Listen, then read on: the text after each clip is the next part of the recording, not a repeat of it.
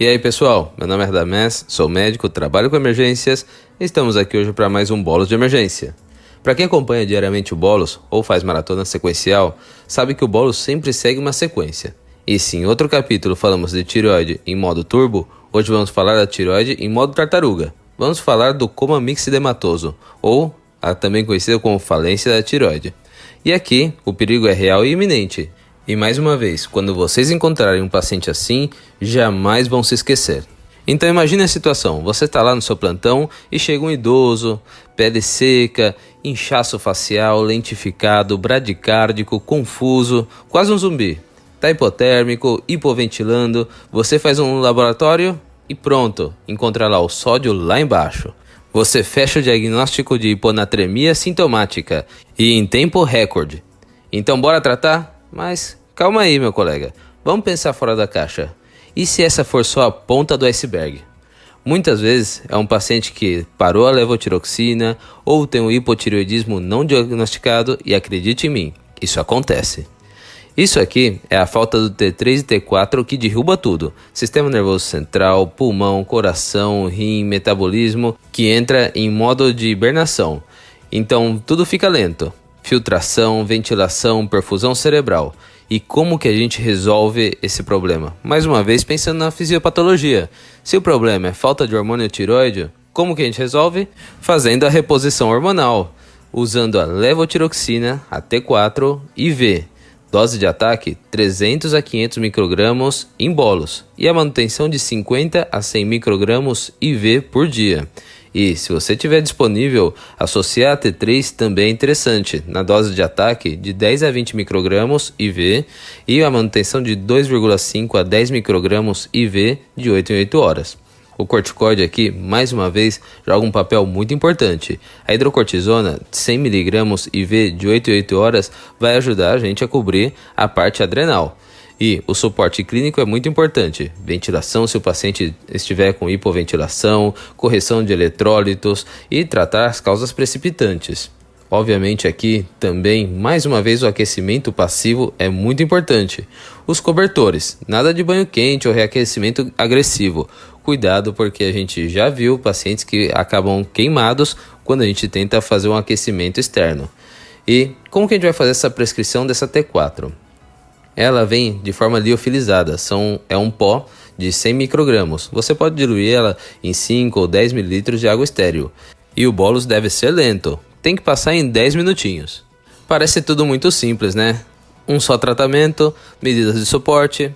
Mas eu quero contar aqui um caso que aconteceu comigo, quando eu estava ainda na residência. Foi quando chegou uma paciente, lá dos seus 60 anos de idade.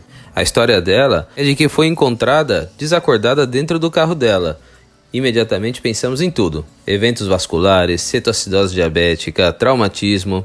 Chamava muito a atenção que era uma paciente que estava anasarcada. E com pouca resposta verbal que tínhamos, a voz dela era muito rouca. Tinha aquela macroglossia bem importante, paciente fria, hipotensa, bradicárdica. Então decidimos estratificar aqui e ir para o mais importante. Vamos proteger a via aérea dela. Assegurar uma boa saturação de oxigênio, que nesse momento era muito baixa, e partimos para a estabilização dela, considerando que era uma via aérea que já por si era fisiologicamente difícil, mas associada a uma via aérea que anatomicamente era também bem difícil. Preparamos tudo e de fato assim foi. A paciente, que por si já era obesa e além de tudo tinha um edema importante em toda a via aérea também. As cordas vocais tinham edema, então foi bem difícil fazer a visualização em si e a passagem do tubo também precisou de um pouco mais de cuidado. Depois do suporte com vasopressores, a paciente um pouco mais estável, conseguimos conversar um pouco mais com a família. E depois de falar muito e descartar outras causas iminentes, o POCOS mais uma vez nos ajudou. Encontramos ali uma policerosite. Será um lúpus?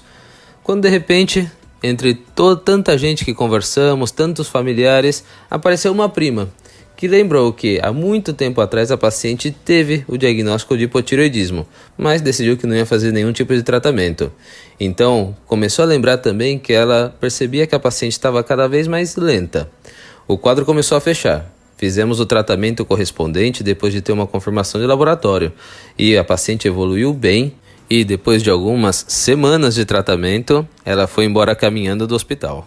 Muitas vezes falar só da teoria é fácil, mas sabemos porque, assim como o Dr. Bruno, estamos no front e sabemos que não é fácil pensar em todos os diagnósticos diferenciais que os nossos pacientes podem ter, especialmente quando temos um paciente instável na nossa frente. Por isso sempre dizemos, o emergencista primeiro dá o que o paciente precisa, estabiliza e depois com o paciente seguro, a gente vai fazer toda a investigação diagnóstica. E esta situação é um claro exemplo disso que eu estou comentando. Quero fechar esse programa com uma lembrança. O coma mixedematoso é silente, mas mortal. Suspeite em idosos, lentificados demais. E lembre-se que o hormônio e o corticoide são uma dupla salvadora. E lembre-se, esse paciente é devagar, mas a sua conduta deve ser como bolos de emergência, rápido e sem enrolação, mas com qualidade e baseado em evidência. Não se esqueça de mandar esse episódio para os seus colegas, dar 5 estrelas para a gente lá no Spotify, ajuda demais o nosso projeto. E ficamos por aqui. Um abraço a todos e até o próximo capítulo.